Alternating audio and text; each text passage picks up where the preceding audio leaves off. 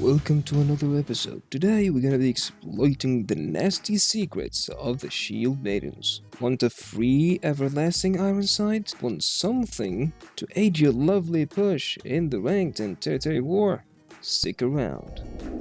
First of all, I hope you all did notice the skill number 1 while wielding their spears, the Guardian. This skill is a lifesaver and a miracle in some situations, instantly gaining 250 to all types of defenses sounds like a dream coming true. I mean, let's talk about it. 250, that's almost twice the normal Iron Sight Doctrine if you have it.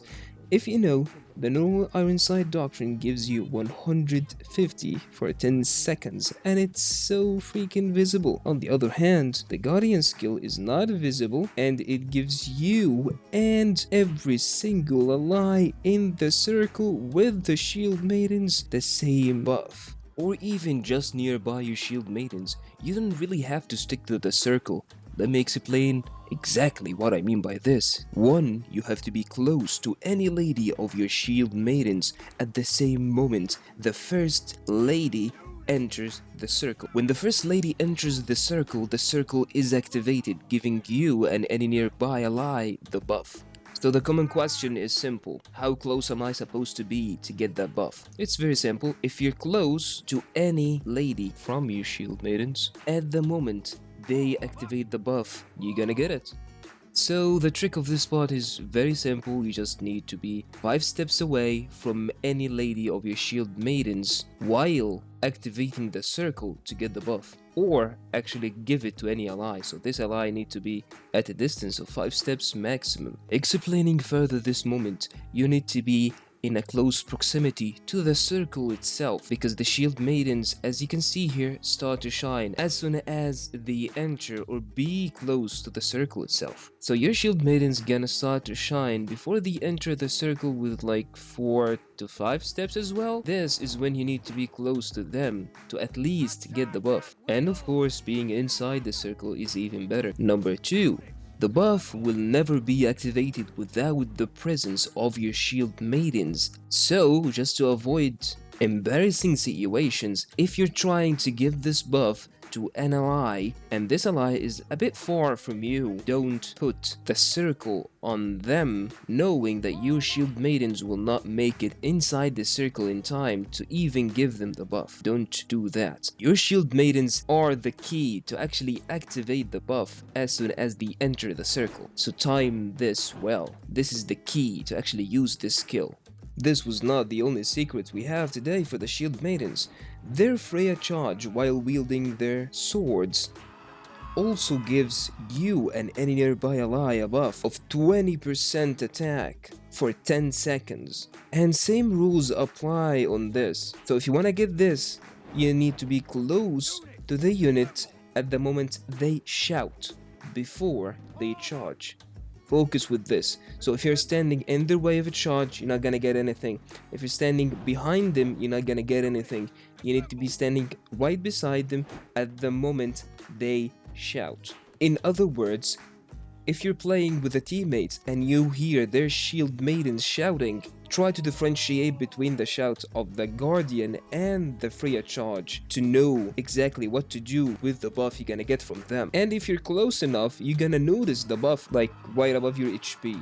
The little problem is, in order for you or another teammate to notice the Shield Maidens buff on them is to be near their own unit and both of them be near your Shield Maidens while they shout for the buff. Hence, if the buff is on your unit, you will not even notice it.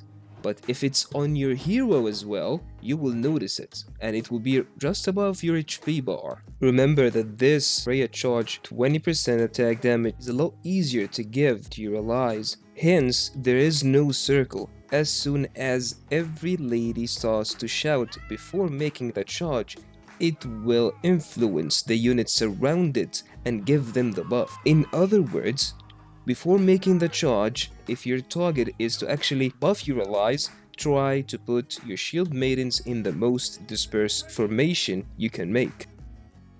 Last but not least, two main things you need to keep in mind. These buffs do not stack on each other if you have multiple Shield Maidens. 2. If you activate 2 buffs on a row, the second will cancel the first. So in other words, if you are in Spear Formation, doing your Guardian, during the 8 seconds of the Guardian you switch to Swords, that's totally fine, you still have the buff. But if you charge, your unit gonna cancel the previous 8 seconds or whatever left of those 8 seconds and start a new 8 seconds of the new buff. This does not apply only on you and your unit, but also upon any ally that has this buff, so be very mindful about this. The question that should be going through your head right now is, what if I'm using 2 Shield Maidens and each one of them will do its own buff? Like for example, the first will do the Guardian and the second will do the Freya Charge. Will these buffs overlap each other and both units gonna get the 2 buffs? Well, that's actually a very good question, but unfortunately I didn't have the chance to test it out. So my guess is yes, they should overlap. So if you ever had this or tested it, please tell me in the comments below. And in the end, always do not forget to subscribe, like if you prefer this content.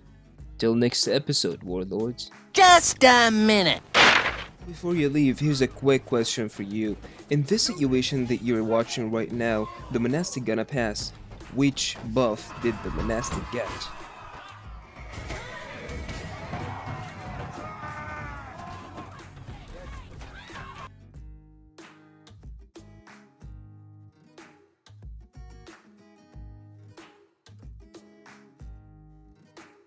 If your answer was neither, then congratulations, you're now ready to use the Shield Maidens. If it was either any of the buffs, then you need to rewatch this video.